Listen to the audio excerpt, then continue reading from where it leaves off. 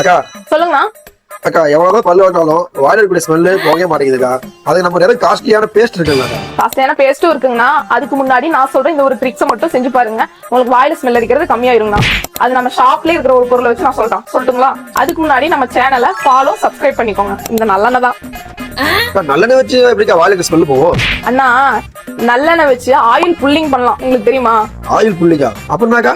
அது என்னன்னு சொல்றேன் தெரிஞ்சுக்கோங்க. இது வாயில இருக்கிற தீங்கு விளைவிக்கிற பாக்டீரியாவை அப்புறம் பற்கள்ல படிகிற அழுக்க வந்து குறைக்குதுங்கண்ணா. நான் ஈறுகளை ஏற்படுற வீக்கம் மற்றும் ரத்த கசிவை தடுத்து ஈறுகளை பலப்படுத்துதுங்கண்ணா.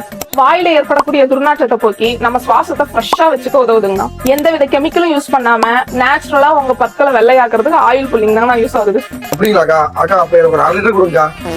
1/2 லிட்டரா? இது எப்படி யூஸ் பண்ணணும்னே தெரியாம நீங்க 1/2 லிட்டர் வாங்கிட்டு போய் என்ன பண்ண போறீங்க? ஆமா இல்ல, எப்படிக்கா யூஸ் பண்றது? காலையில எந்திரிச்சு வெறும் வயிற்றுல இந்த நல்லெண்ணெய் ஒரு ஸ்பூன் வாயில போட்டு 15 ல இருந்து 20 நிமிஷம் கொப்பளிச்சீங்கன்னா போதுங்கண்ணா, அவ்வளவுதான்.